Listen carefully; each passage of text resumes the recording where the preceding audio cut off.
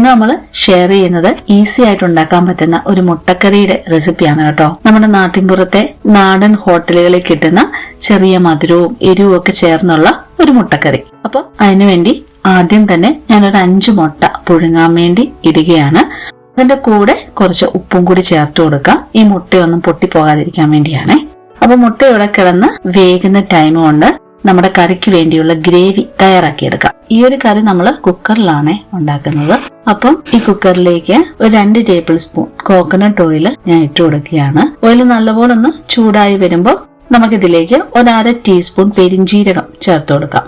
ഇനി ഒരു 2 എരിവുള്ള പച്ചമുളകും പിന്നെ 4 മീഡിയം സൈസ് സവോള ഇതുപോലെ സ്ലൈസായി അരിഞ്ഞതും കൂടി ചേർത്ത് കൊടുക്കാം. ഈ ഓണിയനൊക്കെ നന്നായിട്ടൊന്ന് വഴണ്ടു വരാൻ വേണ്ടി ഞാനൊരു 1/2 ടീസ്പൂൺ ഉപ്പ് ചേർത്ത് കൊടുക്കുകയാണ്. നന്നായി ഒന്ന് ഇളക്കി കൊടുക്കാം.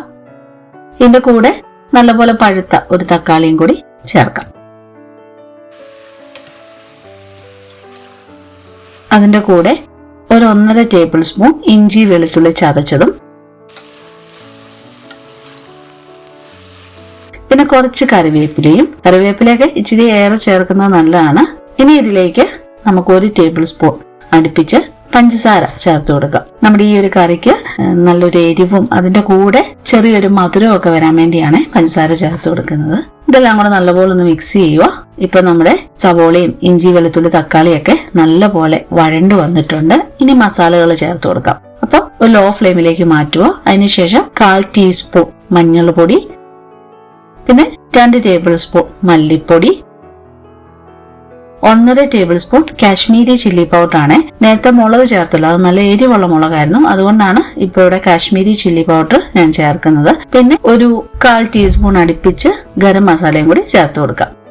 എന്നിട്ട് ഈ മസാലയുടെയൊക്കെ ആ റോ സ്മെല്ലൊന്ന് മാറി വരുന്നത് വരെ നല്ലപോലെ ഒന്ന് വഴറ്റിയെടുക്കുക. ഇനി ഇതിലേക്ക് ഞാനൊരു 1.5 ഗ്ലാസ് വാം വാട്ടർ ഒഴിച്ചു കൊടുക്കുകയാണ്. എന്നിട്ട് നല്ലപോലെ ഒന്ന് മിക്സ് ചെയ്യുക. അതിനുശേഷം ചെറുതായി ഒന്ന് തിളച്ചു വരുമ്പോഴത്തേക്ക് നമുക്ക് കുക്കർ അടച്ച് ഒരു 5 വിസിൽ വരുന്നത് വരെ വെയിറ്റ് ചെയ്യാം. അപ്പൊ നമ്മുടെ മുട്ട ഇവിടെ വെന്ത് വന്നിട്ടുണ്ട്. ഈ തിളച്ച വെള്ളം മാറ്റിയിട്ട് ഇതിലേക്ക് നല്ല തണുത്ത വെള്ളം ഒഴിച്ച് ഒരു 2-3 മിനിറ്റ് കഴിയുമ്പോൾ നമുക്ക് ഈ മുട്ട നല്ലപോലെ പൊളിച്ചെടുക്കാം. അപ്പൊ എന്താ നമ്മുടെ മുട്ടക്കറിക്ക് വേണ്ടിയുള്ള ഗ്രേവി ഇവിടെ റെഡിയായി കഴിഞ്ഞു. കണ്ടല്ലോ, ഒണിയനൊക്കെ നല്ല സോഫ്റ്റ് ആയിട്ടുണ്ട്. ഞാനൊരു ലേശം 1/4 ടീസ്പൂൺ ഷുഗറും കൂടെ ആഡ് ചെയ്യുവാണേ. ആ ഒരു എരിവാണ് കുറച്ച് മുന്നിൽ നിൽക്കുന്നത്. എന്നിട്ട് നല്ലപോലെ ഒന്ന് മിക്സ് ചെയ്തതിന് ശേഷം പുഴുങ്ങി വെച്ചിരിക്കുന്ന മുട്ട ചേർത്ത് കൊടുക്കാം. മുട്ട എപ്പോഴും നല്ലപോലെ ഒന്ന് വരഞ്ഞതിന് ശേഷം ഗ്രേവിയിലേക്ക് ഇടുവാണെങ്കിൽ ആ മസാലയൊക്കെ മുട്ടയ്ക്കുള്ളിലേക്ക് നല്ലപോലെ ഒന്ന് പിടിച്ചു കിട്ടും. ഇനി ചെറുതായി ഒന്ന് ഇളക്കിയതിന് ശേഷം നമുക്ക് സ്റ്റൗ ഓഫ് ചെയ്യാം. അപ്പൊ ഈ ഒരു കറി നമുക്ക് ബറോട്ടയുടെയും ചപ്പാത്തിയുടെയും ഇടിയപ്പത്തിന്റെയും അപ്പത്തിന്റെയും കൂടെ ഒക്കെ കഴിക്കാൻ പറ്റിയ നല്ല നാടൻ രീതിയിലുള്ള ഒരു സിമ്പിൾ ആയിട്ടുള്ള കറിയാണ്. ഞാനൊരു പ്ലേറ്റിലേക്ക് നമ്മുടെ മുട്ടക്കറി സെർവ് ചെയ്യുവാണ്. അതോടൊപ്പം തന്നെ പാലപ്പം ഇവിടെ റെഡി ആയിട്ടുണ്ട്. ഇനി ഈ ഒരു കറി എങ്ങനെയുണ്ടെന്ന് നമുക്ക് ചോദിച്ചറിയാം. ട്രൈ ചെയ്ത് നോക്കട്ടെ.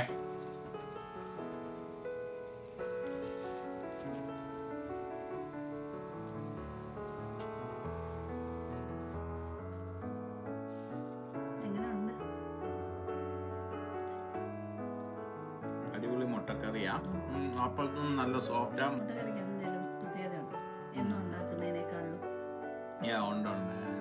നമ്മൾ ഈ നാട്ടിലെ ചെറിയ ഹോട്ടലിൽ കയറിയല്ലേ, അവിടുത്തെ ആ ഒരു പ്രത്യേക രുചിയുണ്ട്. മധുരം ഉണ്ട്, പക്ഷെ അതേപോലെ അതിനനുസരിച്ചുള്ള എരിവുണ്ട്. കണ്ടുപിടിച്ചു. ഒരപ്പം കൂടെ തട്ടെ.